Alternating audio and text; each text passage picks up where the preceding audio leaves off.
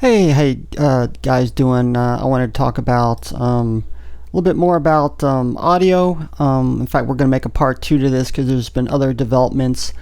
Now, of course, I told that you can normalize audio using the limiter within Final Cut Pro 10 using the Logic plugin limiter. Now, doing some more testing between that and Levelator, I found out that Levelator, for right now, I'm still doing some testing, seems to be better. Using multiple clips, it seems to smooth it out much better than using the limiter in certain situations. To give an example, out in the field, you may record audio, and then you want to combine it with audio that you record in a studio or on your computer. It doesn't seem to quite normalize it, so I need to do some testing on that. So I just wanted to give you my results. So I'll probably have to do some more testing on that And now talking a little bit more about the Larry Jorden settings to normalize audio. I also found out, poking around on his website, that he also seems to like a bass boost as well as myself, and now he talks about adding enhancing audio for both men and women, so you might have it different settings. Now there's something within Final Cut Pro 10 called Fat EQ, and this is what Larry Jorden used to set his enhance audio, and particularly in the 200 megahertz range. And here you could see the bass boost in the 200 megahertz range, and also I believe the 3900 hertz range as well.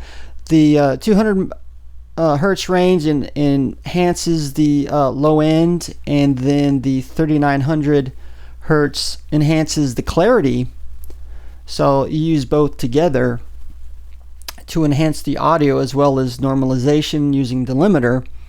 So it was kind of interesting to see. Larry Jorden also likes to add a little bit of bass boost in many cases. So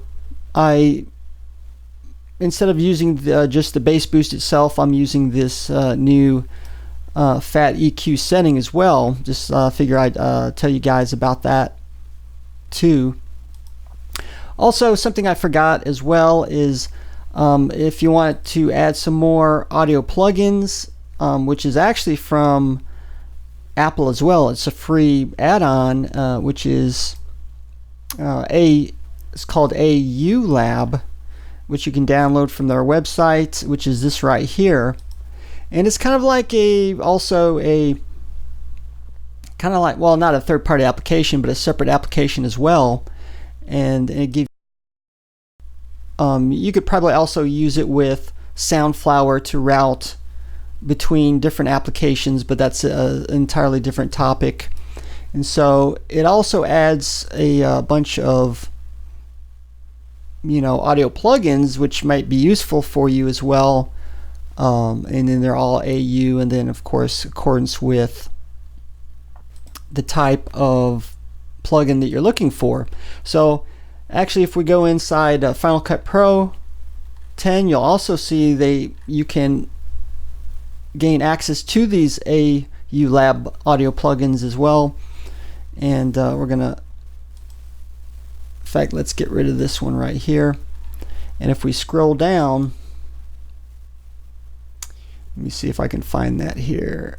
It should be located in the OS X plugins, which is all these right here, which you can just simply drag and drop into your audio clip and go as well. And another thing I'm trying out too, in fact, let me get rid of this here. Okay, I got rid of, let's get rid of the limiter. And LoudMax, something I'm kind of a third-party audio plugin, and we'll bring that up, which is kind of interesting. It seems to be quite interesting, something you can also use. And let me see if we can get this thing to work. and then you can set the which is kind of just a different limiter compressor as well. So you can actually add third-party audio plugins, which is free, by the way, LoudMax. So I figure, like I said, I wanted to do a little bit of an update to my original audio, my thoughts on update between. No, I can't remember the what I was telling you before. Oh, the levelator and the use of the limiter, new features, and some new audio plugins for your use. All right, thank you, and thank you for watching this video.